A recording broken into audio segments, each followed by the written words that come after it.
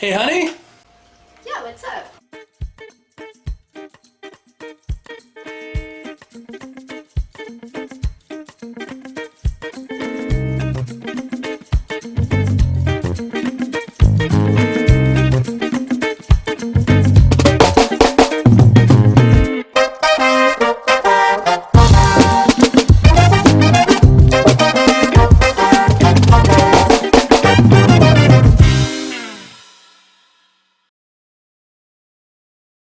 Hey, everybody. I'm Fen, and this is Retro Review, a review show where we go through my copious amounts of RPG and other gaming books, magazines, paraphernalia, one at a time. A lot of these are all out of print, but some of them are new, but we still call it Retro Review. And to keep me from rambling, we have Laura. Hey everybody, so to keep us on track, I'm going to ask a list of questions. All right, fire away. So what are we reviewing today? Dragon Magazine number 187. Okay, do you want to give us a quick, first of all, where did you get this one? Want to guess? I'm going to guess Eagle Hill and Presque Isle. Eagle Hill Stamps and Coins, my old gaming stomping grounds up in northern Maine. The guy had a collection of Dragon magazines, selling $5 an issue, so I just picked them up as I was stopping in. Okay, so now let's get to a quick synopsis of the articles inside. Theme for this issue is adventuring out in the wilds. So we start off with the first article is The Wild Wild Wilderness, Tactics for Wild Animals, which reminds me again of a book I've reviewed on here before, The Monsters Know What They're Doing. Some tactics and how to actually make the monsters be a little bit more of a challenge, having them fight in their natural environment, type things. Article number 2 in the magazine is Deadlier Dinosaurs, ways to make dinos more deadly, such as improving their intelligence scores, making them faster, giving them actually camouflage coloring so they blend into their environments, and even adding poisonous or venomous attributes to the dinosaurs. The article includes new stats for 4 new dinosaurs and a version of the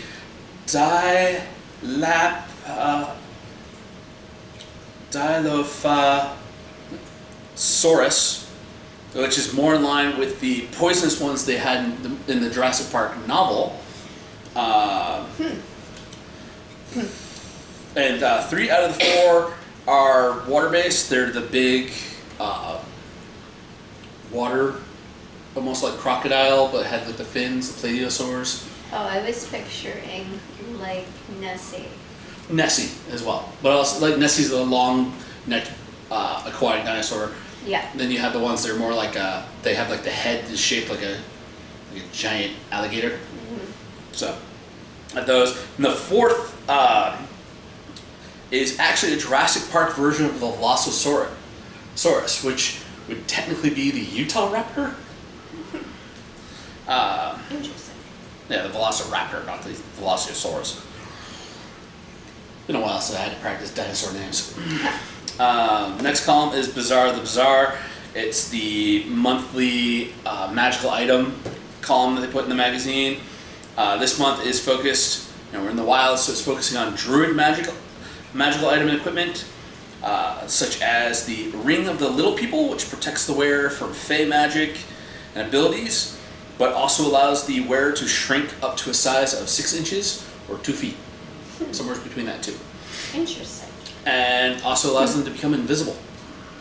So basically you get to pretend that you are one of the wee folk.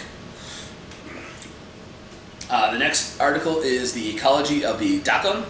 Dakon are intelligent apes, originally introduced in the Fiend Folio for first edition. This magazine actually is the first time they had been printed for second edition stats.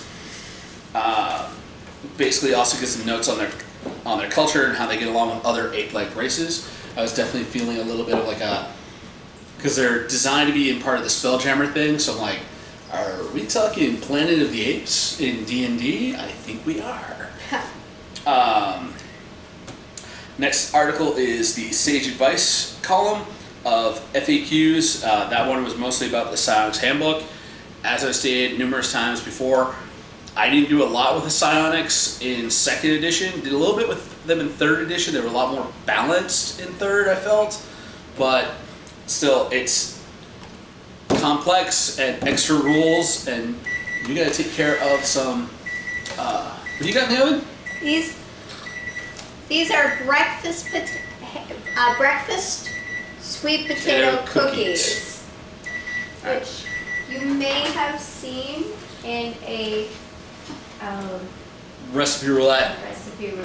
Yeah. I think or an upcoming one. I think we're filming for past when that aired, so. All right, next article is Arcane Lore. Article includes new elemental spells for the elemental magic specialist mage, which was introduced in the Tome of Magic, but there was very limited amount of like fire, air, earth, water spells in that. So they ended up putting some new ones in. New spells include wings, which I told you about, where you can grow a set of functional butterfly wings. Oh yeah. That's a level 7 spell, so you'd have to be 14th level to cast it. It gives you the butterfly wings, dragonfly wings, eagle wings, and hummingbird wings, like 5 different options.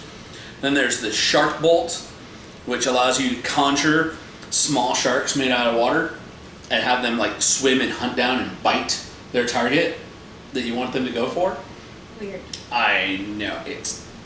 Then there's Path of Flames, which creates a 3-foot wide like path of flame that follows out and hunts down the person you're wanting to hit with it. Once it reaches them, it bursts into a column of flame, and they take flame damage each round. Yeah, that's kind of do some damage.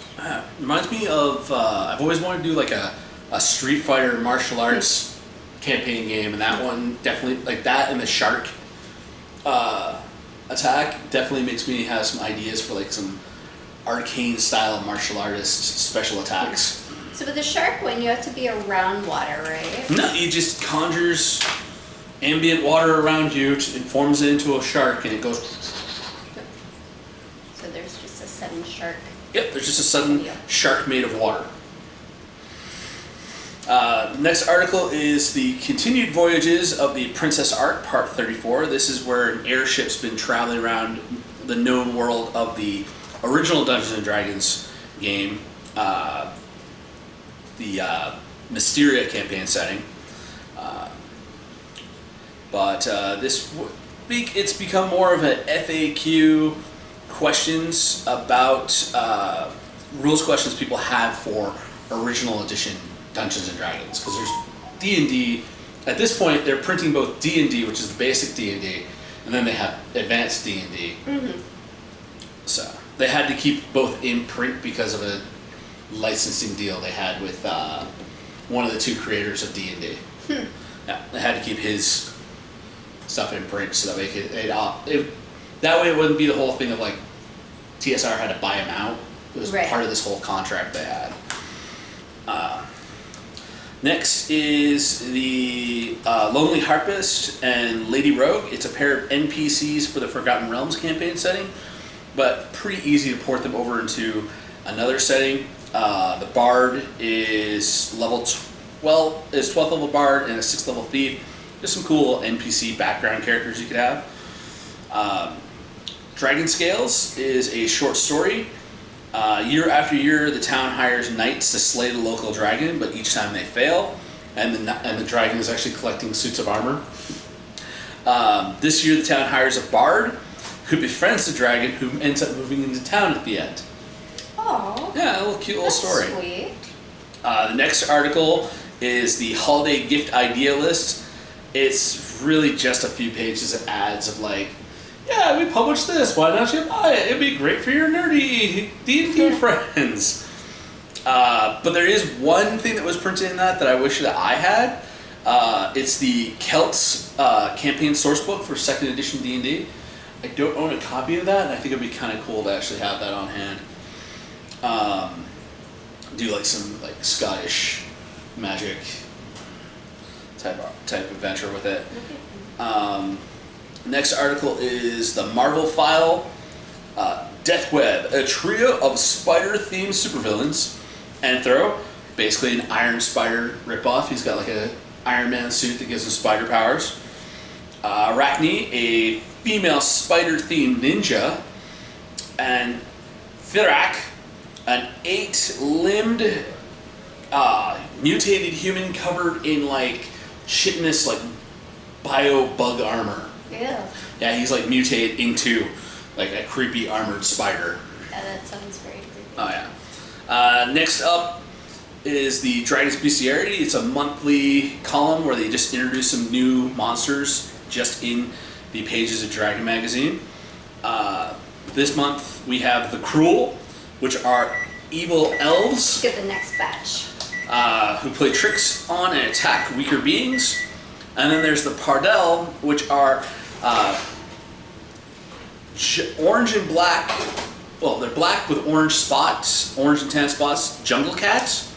But instead of actually being like they chase down their prey and pounce on it and kill it, they walk up to it nonchalantly and hypnotize it because the patterns on their skin, of their fur, shift and move around and create like a little hypnotic daze.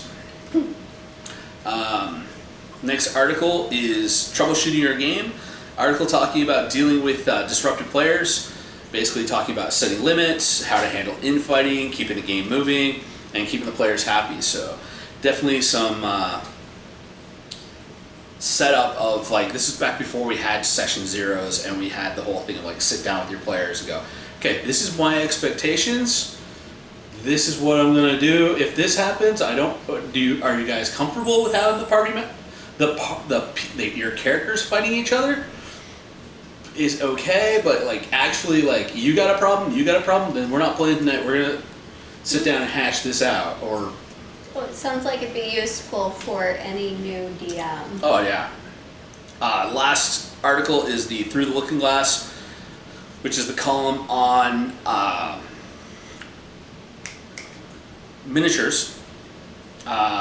It's part one of their holiday gift guide miniatures because this is creeping up to like the holiday season when this one was printed. It's some outdated minis, but by like today's standards, because details and qualities have gotten really good. Granted, this was also right around the time when they started making a lot of the stuff that would end up becoming the Forge World minis for Warhammer 40k. They were made by a bunch of them were made by other companies, and then Games Workshop decided, no, we'll make these in-house. We'll make these luxury, limited batches, really expensive minis for you to have. And one of them that I've actually wanted to get my hands on, the official Forge World version of it, the Termite Drill. There's like canister drill devices that go down into the ground and they can burrow up. You can use them with pretty much any faction, but this issue of Dragon Magazine was actually showcasing the first time that somebody had the license to make that as a third-party miniature, and it looks so much like the cartoon Teenage Mutant Ninja Turtles when they had like the little drill transports that would burrow out of the ground and come up through the sewers into New York, and Shredder and the Foot Clan or whoever was the big bad of the week would burst out of it and fight the turtles.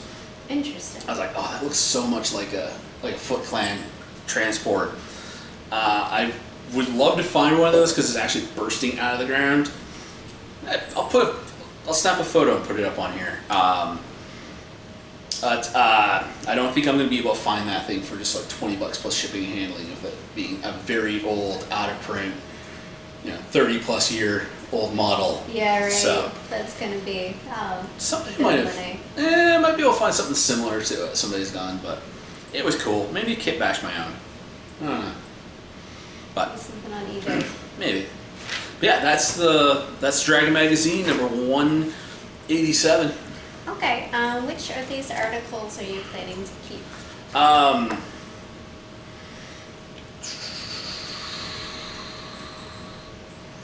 I definitely plan on keeping the arcane lore, the new spells.